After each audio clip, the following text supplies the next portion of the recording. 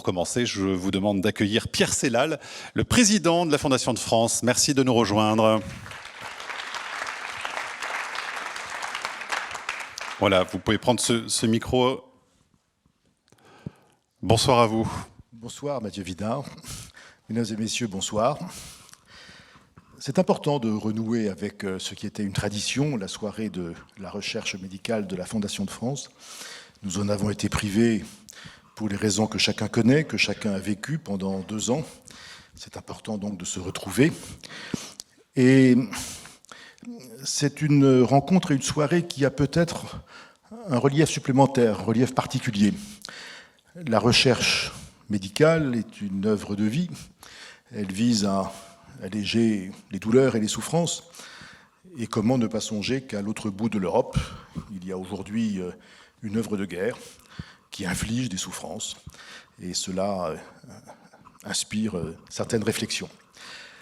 Mais vous l'avez dit, la Fondation de France est engagée depuis très longtemps en matière de recherche médicale. Et cette soirée, c'est avant tout l'occasion d'exprimer gratitude et reconnaissance pour tous les donateurs, tous les fondateurs qui permettent à cette recherche soutenue par la Fondation de France de trouver des financements. C'est l'occasion également de témoigner de la constance de la Fondation de France sur ce sujet. Vous l'avez évoqué, depuis plus de 50 ans, la Fondation de France est investie dans la recherche médicale. Il y a de tradition en France une dilection particulière de la philanthropie pour la recherche médicale. Cela s'explique par diverses raisons. Et aussi, reconnaissons que la recherche médicale, et tous ceux qui en sont les acteurs le savent fort bien, a besoin de financement privé à côté des soutiens publics.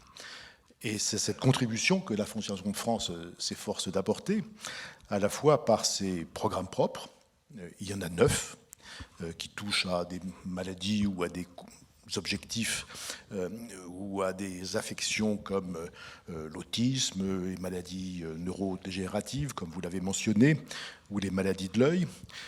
Et puis, sur nos 940 fondations actives à la Fondation de France, puisque, comme vous le savez, nous sommes une sorte de famille, pour ne pas dire de holding de fondations, plus de 130 sont aujourd'hui investis dans la recherche médicale. Et nous aurons l'occasion donc de voir ce soir quelques-uns des projets, quelques-uns des chercheurs qui ont bénéficié de ce soutien et qui ont été distingués par les fondations et par les programmes de la Fondation de France. Qu'est-ce qui caractérise l'apport et l'action de la Fondation de France dans ce domaine? C'est d'abord un goût pour des rapprochements inattendus. Vous l'avez mentionné tout à l'heure, le lien entre environnement et santé. C'est un terrain qui était relativement peu exploré il y a 10 ou 20 ans.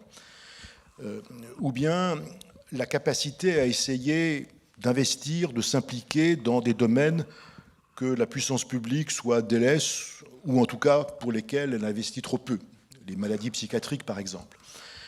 C'est aussi la capacité à pouvoir rassembler des spécialités d'origine très diverses, notamment sur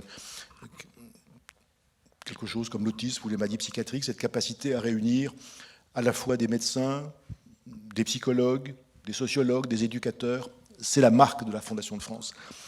Et même si cela peut paraître un peu contradictoire, c'est à la fois la capacité à s'investir à très long terme, 10 ans, 20 ans, sur un projet précis, mais aussi de pouvoir, par la souplesse qu'apporte le fonctionnement d'une fondation comme celle-ci, de l'innovation, d'expérimenter des méthodes et de lancer des processus qui parfois mettent beaucoup de temps à être repris par la puissance publique.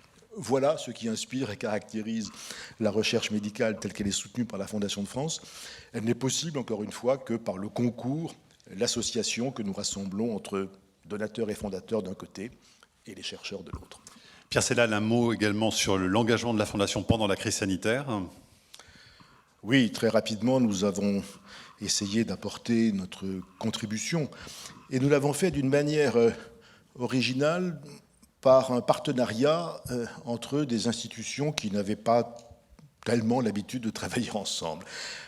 l'AP-HP, l'Assistance publique Hôpitaux de Paris, l'Institut Pasteur, la Fondation de France ont monté ensemble un programme qui a bénéficié d'un soutien important des donateurs et qui a permis à la fois d'aider les soignants et aussi de contribuer à la recherche ô combien nécessaire, à la fois pour le Covid et pour prévenir d'autres pandémies.